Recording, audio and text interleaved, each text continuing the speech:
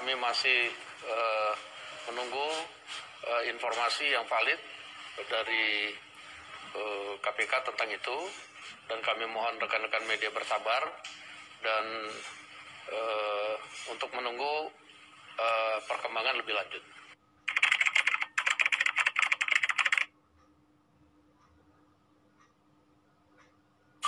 Ya, kami sudah melaporkan kepada Ketua Umum kami dan arahan dari Ketua Umum untuk menunggu perkembangan lebih lanjut informasi dari KPK. Demikian. Menteri terjerat lobster itu topik Mata Najwa malam ini. Saya ingin ke Bang Fahri Hamzah. Bang Fahri Hamzah ini adalah salah satu eksportir benih lobster. Saya tadi memperkenalkan Anda seperti itu dan Anda tertawa. Kenapa? Anda tidak akan membantah kan, Bang Fahri? Anda betul kan sekarang juga termasuk yang mendapatkan izin ekspor benih lobster? Pensiunan yang mencoba nasib di bisnis lobster begitu. Oke, jadi ya Anda memang punya perusahaan ya. Dan saya sudah cek Bang, perusahaannya namanya PT Nusa Tenggara Budidaya. Iya. Dapat izin ekspor benih. Ini perusahaan baru ya Bang Fahri? Iya. Aktanya baru tanggal 2 Mei 2020. Iya. Itu 2 hari sebelum peraturan Menteri KKP yang baru keluar soal kebijakan ekspor. Tapi diurusnya udah lama, nggak tahu kan keputusan akan keluar. Kan ini public policy, harus open dia, harus terbuka. Jadi karena tahu bakal ada keputusan boleh ekspor benih lobster, kemudian Anda membuat PT. Iya. Anda membuat PT. Memang cara kerja hubungan antara negara dengan pasar begitu. Jadi pasar melihat apa sikap negara, lalu pasar antisipasi. Tapi tidak semua yang ada di pasar bisa dapat izin ekspor. Saya ingin tahu bagaimana Bang Fahri bisa dapat izin ekspor. Prosesnya seperti apa Bang Fahri? Ada 30 checklist yang dinilai oleh pemerintah dari administrasi. Jadi misalnya sebelum kita mengajukan izin, kita harus punya nelayan binaan yang dikategorikan dalam 2 kategori nelayan penangkap dan nelayan budidaya. Itu 2 jenis pekerjaan yang tidak mudah sebenarnya. Nah, kemudian kita harus ada tanda tangan MOU dengan mereka, sebab diantaranya peraturan pemerintah mensyaratkan supaya kita membeli dari nelayan itu di atas 5.000, terutama untuk benih pasir namanya itu. Itu untuk melindungi supaya nelayan dapat mendapatkan harga yang baik. Dan memang kebijakan ini kalau sepengalaman saya turun ke lapangan, semua nelayan itu pesta dan senang dengan kebijakan ini karena ini langsung memberikan mereka kehidupan. Sebelum kita masuk ke sana Bang Fahri, karena saya tahu pasti Mbak Susan akan komentar soal nelayan yang senang. Saya ingin tahu soal perusahaan Anda. Jadi sudah ekspor berapa kali?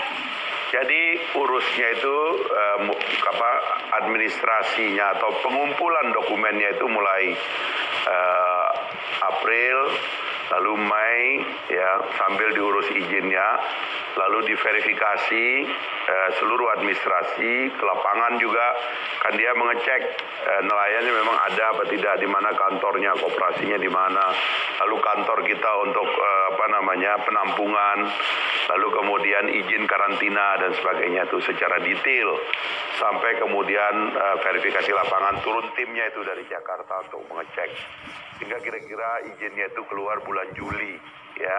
Dan Anda langsung ekspor bulan Juli itu? Bulan Juli, lalu kita tentu harus bisa belanja kan, umurnya itu cuma 2 sampai 5 hari itu, ya kan, itu harus segera dikirim. Kalau berubah warnanya harganya jatuh. Kalau nelayan itu dia nggak ada rugi karena dia jual putus. Oke, Bang Fahri, jadi sudah berapa kali ekspor? Jadi pengiriman pertama tanggal 16 Juli rugi gitu.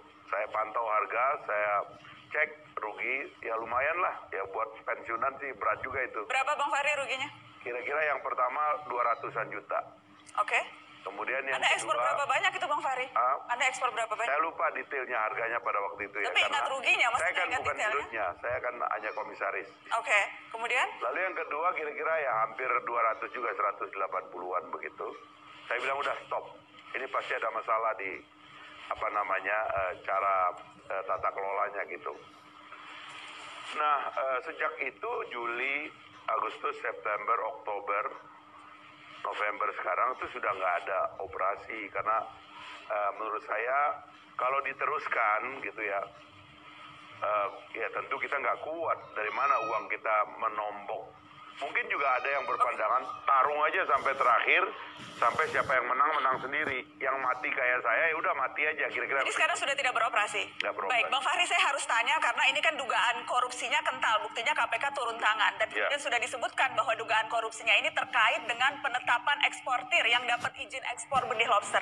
Saya harus tanya, apakah memang ketika Anda mendapatkan izin itu, Anda harus bayar, Anda dimintain uang? Prosesnya itu transparan, rapatnya itu terbuka karena memang waktu itu protokol COVID, tapi dia pakai Zoom, terbuka, verifikasinya langsung. Saya kira dari sisi governance dijalankan dengan baik gitu dari awal gitu ya. Karena Anda terlibat, Anda harus bilang seperti itu. Oh iya dong, karena kan saya kan tahu prosesnya gitu kan. Jadi semua itu memang ada proses penelitian. Tapi kan begini, kalau kita tarik ya. Sebelum ke sana Bang Fahri, saya ingin lempar dulu karena kita mau masuk prosesnya. Saya tahu Kiara itu sejak awal selalu memantau. Dan saya tahu Anda bilang tidak kaget ketika tiba-tiba ada menteri yang ditangkap. Bagaimana proses penetapan perusahaan yang dapat izin ekspor ini? Dugaan kong kali kongnya di mana? Sebenarnya sudah dari awal kita mengingatkan gitu ya kepada Kementerian Kelautan dan Perikanan terkait mekanisme penetapan eksportir ini seperti apa. Karena kalau bicara tentang partisipasi publik, aku rasa tidak semua orang juga dilibatkan gitu. Kemudian bagaimana keputusan yang diambil kaitannya adalah merevisi permen sebelumnya gitu, dan kemudian orientasinya lebih pada ke ekspor ketimbang kemudian mendorong pemberdayaan nelayan itu sendiri, ini yang menjadi pertanyaan gitu ya. Kemudian juga kita melihat bagaimana penetapan di dalam perusahaan-perusahaan yang mendapatkan izin ini juga kan ada pertanyaan besar. Misalkan ada ketentuan di dalam permen, itu minimal kan perusahaan harus melakukan sebelumnya pernah melakukan budidaya gitu, dan pernah melakukan budidaya secara berkelanjutan, kemudian pernah setidaknya 2 kali melepas liarkan sebagai bentuk tanggung jawab dari perusahaan itu kaitannya dengan berkelanjutan itu sendiri gitu. Tapi ya pada kenyataannya tidak ada seperti itu gitu ya. Semua yang diambil keputusannya kita melihat bahwa ini ruangnya tertutup. Padahal dalam beberapa kali diskusi dengan Kementerian Kelautan dan Perikanan sudah diingatkan, oke, kalau memang kemudian ini pilihannya, bisakah disebutkan mekanismenya seperti apa gitu, procurement-nya seperti apa dan lain-lain, ini yang kemudian tidak bisa dibuka, termasuk penentuan kuota. Gitu, karena kalau kita lihat misalkan di dalam putusannya ini ya, Dirjen Perikanan Tangkap KKP misalkan nomor 51 tahun 2020, di situ kan disebutkan yang diperbolehkan dalam 1 tahun itu hanya 139 juta. 9.475.000 ekor per tahun. Sedangkan waktu itu di bulan Mei atau Juni gitu ya, itu sudah ada kurang lebih 26 perusahaan ya. Termasuk salah satunya perusahaannya Bang Fahri. Artinya gini, waktu itu juga sudah ada satu perusahaan yang kemudian sudah melakukan ekspor tuh sekitar 20 atau 25 juta. Artinya kalau ada 26, total dalam 1 tahun ekspor dari benih lobster ini akan mencapai 600 juta. Itu ini artinya menyalahi apa yang sudah diputuskan gitu. Belum lagi kita ngomongin soal rekomendasi Komnas Kajiskan ya, yang kemudian sudah menyatakan bahwa sumber daya kelautan dan perikanan sebenarnya sudah fully exploited, ada yang over exploited. Jadi kalau tadi misalnya Bang Fahri katakan terbuka, transparan dan sebagainya, iya, kita mempertanyakan itu. Misalkan kawan-kawan di Lombok gitu ya, ini menarik karena tadi disebutkan ada nelayan penangkap, ada nelayan pembudidaya atau pembesar, itu betul gitu ya. Tapi fenomena lainnya ini kemudian luput dari pandangan semua orang, bahwa kemudian permen ini keluar, berbondong-bondong para eksportir ini datang ke basis-basis nelayan dan menawarkan kawan-kawan nelayan untuk melakukan penangkapan benih lobster yang notabene dulunya mereka adalah penangkap misalkan ikan karang gitu, dan ini terjadi di beberapa titik termasuk saya sebut misalkan Tumpang Pitu Jawa Timur. Alih profesi ini yang kemudian tidak disikapi gitu. Baik, yang tadi menarik yang ketika Anda katakan sebetulnya ada syarat sebelum ekspor harus panen, harus dibuktikan secara berkelanjutan, ada pelepas liaran lobster berapa persen dan sebagainya. Dan kalau itu berarti paling cepat baru bisa dilakukan ya 1 tahun. 1 tahun. Gitu. Tapi Bung Fahri bulan Juli kok sudah bisa ekspor? Apakah sudah memenuhi syarat-syarat itu? Kan kementerian membolehkan kerjasama dengan yang sudah menjadi nelayan. Kan ada nelayan tangkap dan nelayan budidaya. Problem di nelayan 5 tahun di masa Ibu Susi mereka dilarang.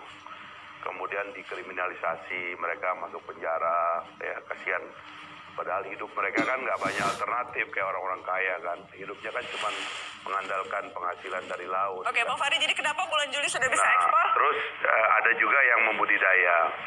Tidak ada yang budidaya ini yang sanggup. Dia bilang digampar kami sama bini saya Pak, bini kita Pak. Kenapa? Karena makanannya lobster budidaya ini lebih mahal dari makan anak istrinya. Nah, itu sebabnya mesti dirangkai dengan adanya pengusaha. Sehingga pengusaha inilah yang nanti membackup daripada nelayan yang ingin membudidayakan dengan investasi yang bersumber dari penghasilan yang didapatkan. Kalau pelepas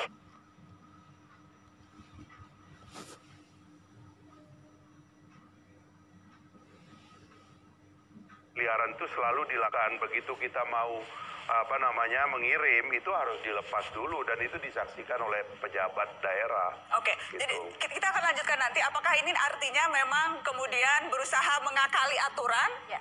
Anda sudah langsung jawab iya itu?